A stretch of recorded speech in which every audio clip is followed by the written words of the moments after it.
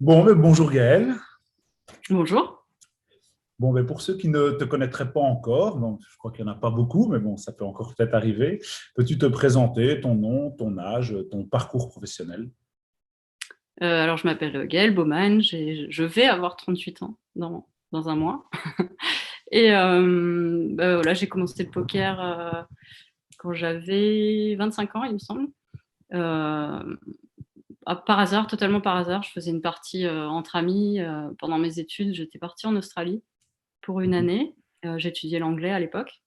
Et comme ça, j'ai fait une partie, on jouait des centimes. C'était bonne ambiance, quoi. Et ça m'a tout de suite plu, j'ai accroché vraiment à ce jeu. Et dès que je suis rentrée en France, je connaissais personne dans le milieu du poker. Donc ça, on parle de ça, c'était en 2006. Mhm. Je suis rentrée en France et je me suis inscrite sur des sites en play money, en fait, en argent Mhm. fictif. Et j'ai commencé à jouer mes petits trucs, vraiment sans rien connaître du jeu. Et suite à ça, j'ai fait ça pendant un an à peu près. Je crois que je n'ai pas déposé tout de suite, ouais. Et après, je suis partie sur Paris. Et là, j'ai rencontré des gens qui jouaient un petit peu. Donc, ils m'ont présenté à des gens, à un club de poker associatif qui s'appelait la Darshan Team. C'était un petit club tout neuf avec peu d'adhérents. Et c'est là-dedans que j'ai commencé à faire mes premières armes. Donc, on jouait des parties sans argent, en fait. C'était associatif, Mhm. hein. Et en parallèle de ça, j'ai commencé à déposer un peu d'argent en ligne. Et à partir de 100 $, voilà, j'ai commencé à monter jusqu'à aujourd'hui en faire ma profession. Ça fait maintenant, on va dire, depuis 2010 que je suis passée pro. Ah ouais. Donc les premières années, c'est vrai que j'essaie de terminer mes études pour commencer. Et après, j'ai pris une année sabbatique pour vraiment me mettre à fond dans le poker. Ça s'est plutôt bien passé. Et c'est 2 ans, 2, 3 ans après que j'ai été repérée par Winamax qui m'a proposé un contrat de sponsoring. Et voilà, c'est là que La belle je suis aventure rentrée. commence.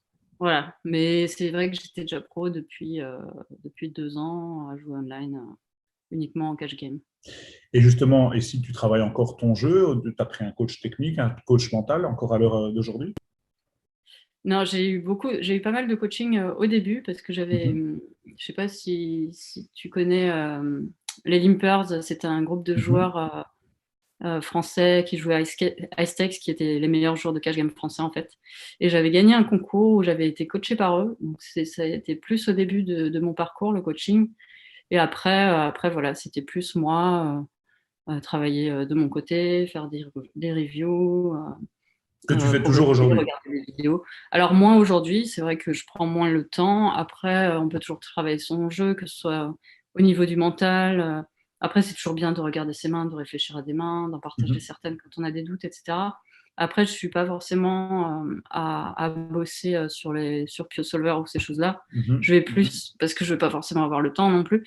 Donc, je vais plus, quand je veux travailler, regarder des vidéos, de personnes qui, je sais, qui sont compétentes pour voir enfin, ce qu'ils font eux et sans avoir eu besoin forcément de faire tous les maths du poker, quoi. Voilà. Et sinon, pour toi, une semaine type, la semaine type à la Gaël Bowman au niveau pourcentage, temps, jeu, études un peu moins parce que tu viens de le dire, mais et coaching peut-être Mhm. mental, c'est quoi ta semaine type de joueuse pro? Ma semaine type, ça va être, c'est très aléatoire en fait. Par exemple, là, on arrive dans dimanche, il y a la Winamax Series qui commence. Mhm. C'est vrai que là, je vais être à fond pendant toute la durée du festival, quoi, des séries. Donc, je joue tous les soirs, vraiment. Éventuellement un day off si vraiment je suis fatiguée et que ça se passe pas bien, enfin, que ça se passe bien ou mal, peu importe, Mhm. juste pour être dans les meilleures conditions et pas jouer fatiguée. Mais et au contraire, il y a des semaines où je peux jouer, pas du tout jouer de la semaine, faire uniquement la session du dimanche. Moi, en général, j'aime bien jouer. C'est vrai que je fais pas des semaines où je joue tous les soirs. J'aime bien jouer lundi, mardi, et encore ajouter un autre jour dans la semaine, mais ça va pas être du grind intensif tous les jours, quoi. Ouais, donc en période Covid, tu as 3-4 fois semaine, sauf vraiment festival. Et quand c'est Et période voilà, live, c'est très variable. Après, live, ça dépend vraiment des tournois qu'il y a.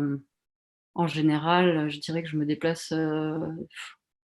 Il y a quoi? Il doit y avoir 10 jours de festival quasiment tous les un mois et demi. Ah bon. en moyenne peut-être. Après, il y a des petits tournois qui sont plus courts parfois. Mais bon, grosso modo, et puis avec les 2 mois qu'on passe à Vegas chaque année, Toi, ouais, tu ça restes deux doit mois. largement faire ça. Ouais. Ok. Enfin, les dernières fois, je suis restée moins longtemps avec ma fille et tout. Ça faisait long, donc c'est vrai que j'ai un peu réduit. Je crois que j'ai fait 3 semaines seulement la dernière fois. Ah oui, tu pars sans ta fille. Ça avait été plus court. Ouais. Ouais, c'est pas évident. J'avoue, pour une maman, ça doit pas être facile. Bah, en fait, pendant 3 ans, je l'ai emmenée avant qu'elle aille à l'école. Et après, avec l'école, Ouais, je c'est crois qu'il y a une année où elle avait raté un petit peu à la fin, avant les vacances. Mais c'est vrai que pour moi, c'est pas idéal en fait de l'avoir tout le temps parce que c'est quand même fatigant. Mhm. Le matin, ça va être c'est la fête à 8 h du mat, alors que moi, je joue tous les soirs jusqu'à tard quand même. Donc c'est pas simple quoi. Et Non. puis il fallait emmener les parents, la famille pour pouvoir la garder, etc. Donc Ouais. voilà. Et sinon, tu as des modèles encore au niveau poker. Enfin, est-ce que tu as encore des modèles, des gens que tu idolâtres, on va dire, ou que tu mets sur un piédestal? Alors moi je suis pas trop fangirl. Je disais toujours à l'époque mon modèle quand j'ai commencé le poker, c'était Cyril André justement qui faisait partie de l'équipe Limpers, qui était un excellent joueur de cash game et il était très, je pense, en avance sur la réflexion globale dans le jeu. Il faisait des trucs que personne faisait et voilà, c'est quelqu'un que j'appréciais beaucoup. Et que j'ai pris vraiment comme modèle, ouais, parce que c'était un joueur de cash game à l'époque. C'est vrai que je jouais uniquement en cash game. Mais après, depuis, non, je suis pas trop. Tu n'es pas intimidé quand tu Personne. arrives à une table, quel que soit le buy-in, par un joueur en Ouais, particulier? Non. il y a toujours des joueurs qui sont un peu intimidants, c'est sûr, mais j'ai pas de nom qui me viennent en À particulier. l'esprit en tête, quoi. C'est plus, voilà, on sait que ah bah lui il est très fort, lui il est très fort, voilà, mais ça va pas être. T'as pas ton petit chouchou, un petit joueur préféré Non, que tu te non, dis, ah, non. celui-là, je l'aime bien, je trouve qu'il est pas mal, il joue bien. Non, pas Non, ben, spécialement. il y en a plein, mais voilà, je peux dire ça de Davidi, je peux dire ça Ah, de tellement de gens. en plus, il est belge, c'est bien, tu peux Ah, franchement dire voilà, bah Davidi. oui, ouais, c'était pas pour ça, mais bah, parce que aussi il est dans l'équipe et que je l'adore, Davidi, mais voilà, c'est quelqu'un qui a, justement, c'est le genre de joueur que je vais apprécier aussi parce qu'ils ont une approche totalement différente. Moi, je vais être beaucoup plus carrée, cartésienne, et Davidi, il a vraiment un jeu qui est totalement il y a belge, en fait, je pense, ça doit être Un ça. jeu à la belge. On va C'est dire pas ça vers comme la ça. différence. Justement, Il bon, on réfléchit, parle. c'est rigolo parce Ah, qu'il vas-y, vas-y. réfléchit à l'envers de tout le monde. Ouais, c'est vrai. Voilà, C'est vrai. c'est assez marrant. Une chouette personne, effectivement. Oui, oui, il est génial. Justement, on parlait de DVD, donc de la team Wina. Mhm. Comment s'était passé vraiment ton recrutement, en fait? Comment ils te t'ont repéré comment, en fait, exactement? Alors, en 2012, Mhm. quand Winamax m'a contacté, c'était en début d'année, il me semble, ouais. J'avais déjà gagné beaucoup en cash game sur Winamax.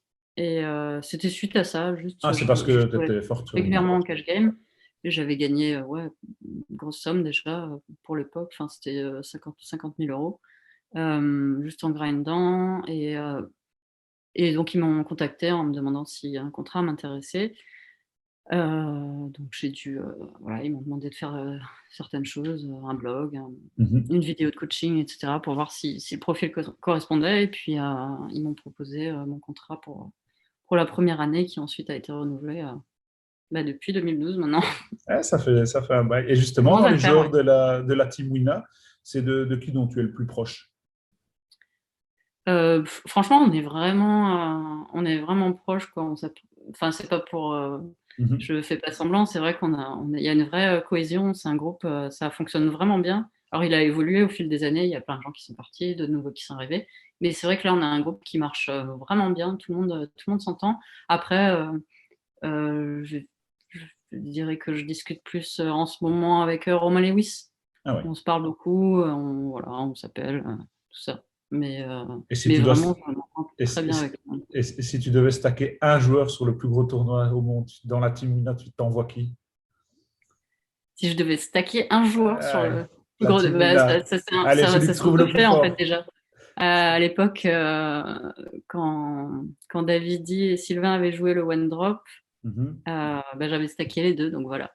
C'était- Donc, voilà. il reste plus que DVD, donc je vais encore garder DVD comme Et réponse. voilà. Quand on pense au poker féminin en France, ben, c'est sûr qu'on pense clairement à toi, principalement à toi. Est-ce que tu as encore, malgré où on est vraiment dans une époque, je vais dire, où le féminisme explose de plus en plus dans chaque secteur, l'impression d'être surjouée? Donc, comme tu es souvent la seule femme de la table, est-ce que tu as encore cette sensation que tu es surjouée par les règles? Et si c'est le cas, comment tu fais pour t'acclimater à ça? Je pense que c'est très dépendant des profils, en fait. Il y a des règles qui vont énormément me respecter et qui Mhm. vont pas s'acharner et qui vont, voilà, qui ont pas d'ego, en fait, qui jouent juste, qui me jouent comme si j'étais un homme ou n'importe qui à table, voilà. Mhm. Plus selon le profil, il va dire, ben lui, c'est un amateur, je vais plutôt m'attaquer à lui qu'à elle, qui je sais est compétente, etc. Donc il y a de plus en plus de profils comme ça. Après, il y a toujours des profils qui ont de l'ego et j'ai envie de dire tant mieux parce que du coup c'est facile de s'adapter selon si c'est une personne qui va vouloir me trois bêtes tout le temps et essayer de me bluffer tout le temps, ben, il y a juste à resserrer, à colle et colle les bluffs ou inversement si c'est quelqu'un qui veut jamais fold parce que c'est moi et qu'il me croit pas ou bah, il y a juste à miser en value. Enfin voilà, c'est de l'adaptation et c'est plutôt une bonne chose en fait que Ouais, les gens vous sous-estime entre guillemets, ça peut que être bon pour moi en fait. ouais, ouais. Donc c'est Donc, plutôt un tant avantage. mieux, tant mieux à la limite. J'ai envie de dire tant mieux, ouais, parce que ça va leur faire plus d'erreurs à eux qu'à moi a priori. J'ai parlé un peu avec mon coach Jean-Marie Vandenborn qui me dit, parle-lui de Dennis Jones, si ça lui dit vaguement quelque chose. Jean-Marie, ouais. Jean-Marie Vandenborn me Ouais. dit, parle-lui de Dennis Jones. Donc, je vais être honnête avec toi, moi, je n'étais pas encore dans le monde du poker en 2012, c'était au World Series. Donc, je vais te laisser, pour ceux qui vont regarder l'interview, juste expliquer un petit peu la version des faits. Et après, si tu sais juste me dire si à l'époque tu t'étais appelé Daniel Negreanu ou Phil Hellmuth, est-ce que tu penses que l'issue de cette main aurait été identique? Je ne sais pas si on t'a déjà posé cette question. On m'a déjà posé cette question, mais alors bon, pour revenir déjà sur l'histoire de 2012. Mhm. Alors Dennis Jones, honnêtement, quand j'ai lu la question, j'ai dit, alors Jean-Marie, tu aurais dû dire Andreas Koroknay parce que c'est plus le joueur que Ben, ça, j'ai c'est le retenu que joueur. le TD. Euh, c'est vrai que le joueur m'a plus marqué que le TD, ouais, clairement. Mais au final, c'est le TD qui a pris la décision, forcément. Voilà, c'est pour ça. Il y a même Donc, dû téléphoner et appeler apparemment son responsable. ouais, Eiffel qui n'était pas sur place, ouais. Et donc, Donc, qu'est-ce qui s'est passé? Voilà. pour la main, on est fin de jour 5 du main event, je vais essayer de faire vite. J'ouvre deux rois UTG, donc je mine raise et je discute avec mon voisin de gauche. Euh, voilà, on papote, tout va bien, tout le monde fold.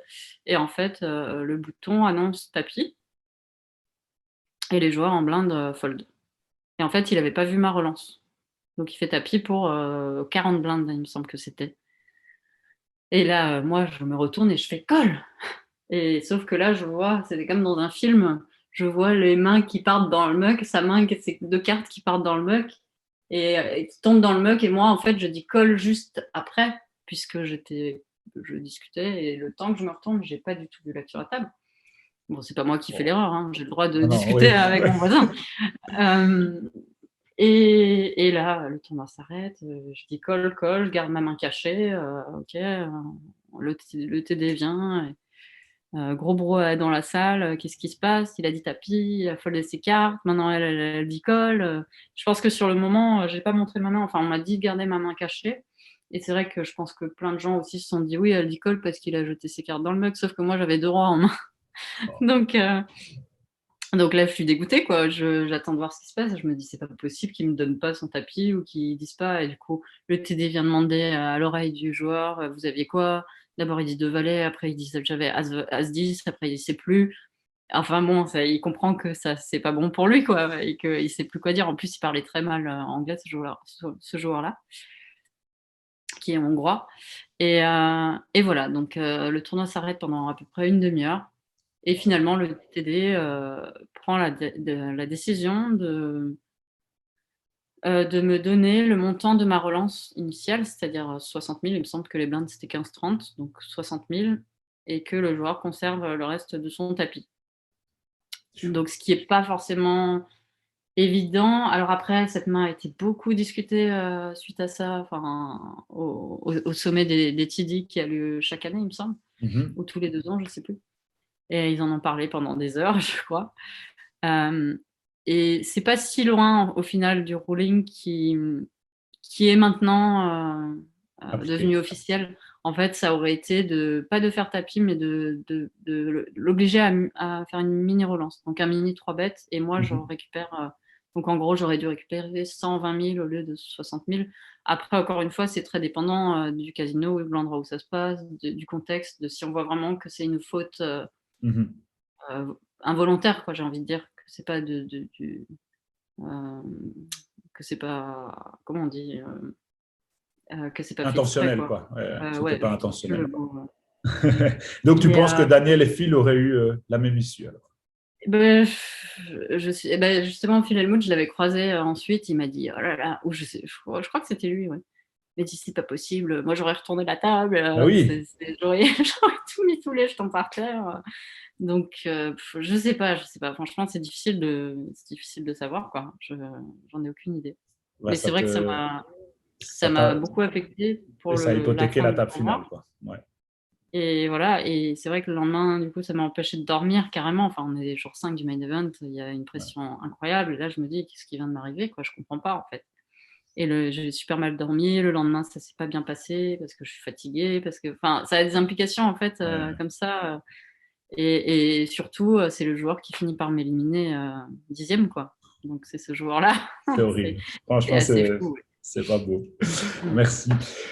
Penses-tu en fait qu'il est possible de prétendre encore jouer les plus hautes sphères du poker? Donc, quand je dis les plus hautes sphères du poker, c'est les 1K plus online, c'est les 10K Mhm. plus en live, tout en ayant une vie comme tu as à côté, c'est-à-dire enfant, vivre dans un pays qui, ben, voilà, tu as fait le choix qui fiscalement n'est peut-être pas le meilleur pour les joueurs de poker. Tu penses que c'est encore réalisable? Je pense que c'est faisable. Après, il faut être OK, il faut avoir envie de faire ça. Moi, c'est pas mon but. J'ai pas Mhm. envie de jouer les plus gros tournois. J'ai pas envie de ça.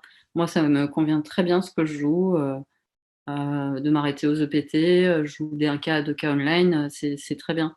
Mais j'ai pas la prétention enfin, c'est pas la prétention, c'est juste que je me donne pas, je travaille pas suffisamment, on va dire, pour prétendre à ça, en fait. Donc, Mhm. mais je suis OK avec ça, j'ai pas de souci.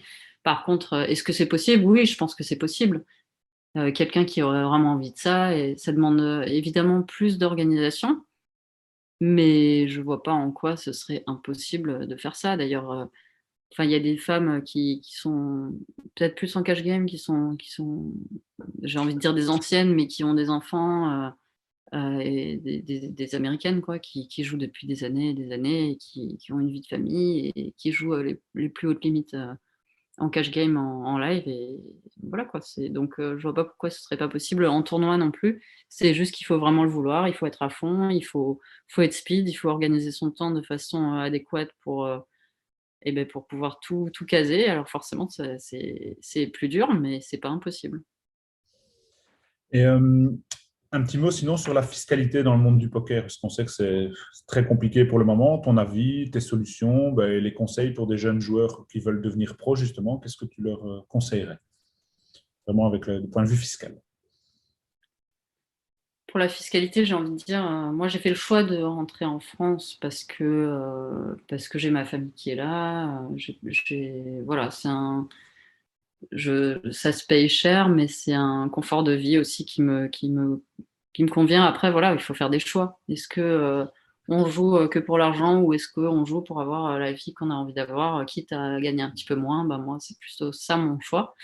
Et alors oui, c'est sûr que on est taxé lourdement. Et c'est plus facile, bah, on le voit bien, hein, la plupart des joueurs sont à l'étranger, parce Mhm. que forcément, quand on est jeune et qu'on n'a pas, bah, pas d'attache, c'est tellement plus simple de partir et d'aller à Londres et de payer la vie de tous les jours plus cher, mais par contre, pas payer d'impôts. C'est sûr que ça, ça peut aider. Maintenant, des jeunes joueurs qui prendraient cette décision, il faut juste être conscient que de le faire en France, je dis pas qu'il faut partir de France, mais de le faire en France, voilà, il faut s'attendre à être taxé à 55, entre 50 et 60%, mais plutôt 55% sur Wow. le net. Donc, c'est beaucoup. Mhm. Donc, entre l'URSSAF, la retraite, les impôts, c'est Ouais, beaucoup. Et ouais. plus on gagne, plus on est taxé, ça peut être encore plus haut. Mais pour parler de chiffres, oui, je dois être à 55% là. Et donc, 55-60. tu serais londonienne si tu n'avais pas toutes tes attaches familiales et amies, quoi. Certainement. Euh, je sais pas. En fait, j'ai voyagé beaucoup et j'ai habité à Londres avant, mais avant même qu'on parle je suis pas partie parce que il y avait l'Argel et tout ça. Enfin, si, je suis partie pour pouvoir jouer sur le point .com, mais il n'était pas encore question de d'imposition en France, en fait. C'était voilà, je suis partie pour pouvoir jouer point .com parce qu'à l'époque, je jouais vraiment ça en cash game notamment. Et donc, je suis partie à Malte d'abord et ensuite je suis allée à Londres. Et j'ai attendu de savoir comment ça allait être traité justement en France, parce que je voulais pas revenir au milieu d'un truc où il y a des joueurs qui déclaraient, d'autres non, on téléphone aux impôts, on dit ah bah je sais pas, enfin, on entendait tout et son contraire. Donc moi j'ai attendu de savoir ce qu'il fallait faire et comment j'allais être taxée pour rentrer. Je suis rentrée quand même, tout en sachant que oui, ça allait me coûter cher et voilà, c'est un choix. Voilà.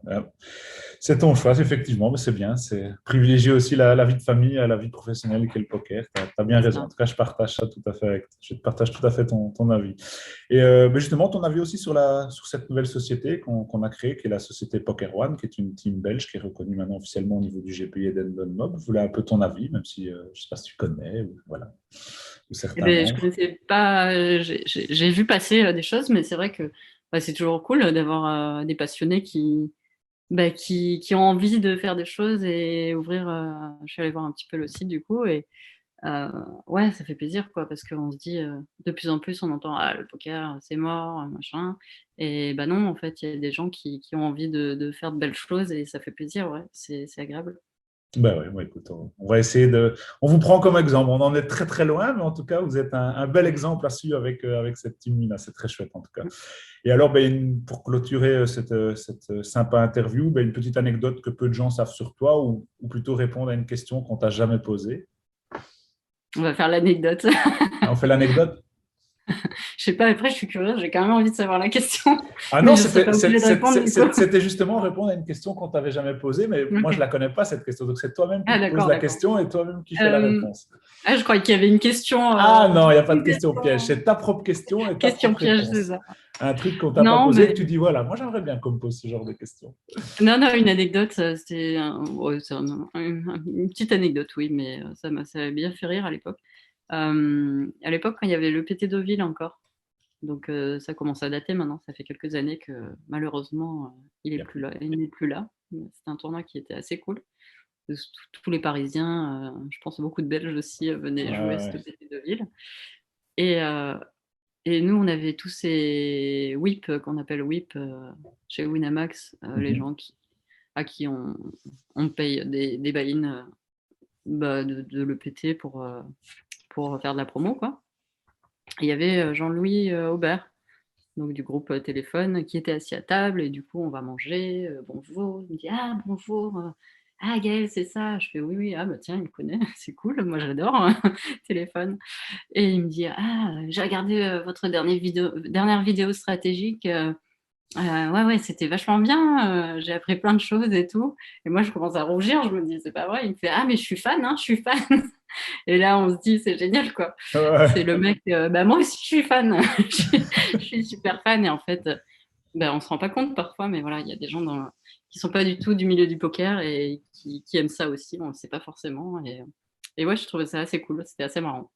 Ouais, c'est vrai que le poker est rassembleur, hein, c'est pas mal. En tout cas, sache que tu es notre première interview féminine D'accord. pour Poker One, tu vois. Donc, tu fais Ok. l'honneur Ah, bah voilà, ça d'inaugurer. fait Voilà, plaisir. Moi, du on coup. avait pas mal de joueuses belges qui nous disent, mais à quand une interview Poker One avec une vraie joueuse belge? On a directement tapé la joueuse la plus connue en Europe. On s'est dit, enfin, tout cas, au moins en France et en Belgique. Et voilà, on a eu la chance que tu répondes présente. Et donc, encore un tout grand merci. Ça fait Eh ben, vraiment de rien. plaisir. Et ben, je t'enverrai le lien vidéo. Tu verras tout ça sur la Mhm. plateforme. Et bonne merde en tout cas à toi. Bon confinement, même si je me doute que ça ne doit pas être Oui. évident. Mhm. Ben, grind très bien sur Winamax. Je te souhaite un Ouais, maximum en tout cas en de attendant le retour gains. du live. Et ouais, Ouais, vivement le merci. retour du live, que je pourrais l'occasion de te payer un verre au moins pour te remercier pour le temps que tu nous as Bah, avec consacré. plaisir. Et voilà.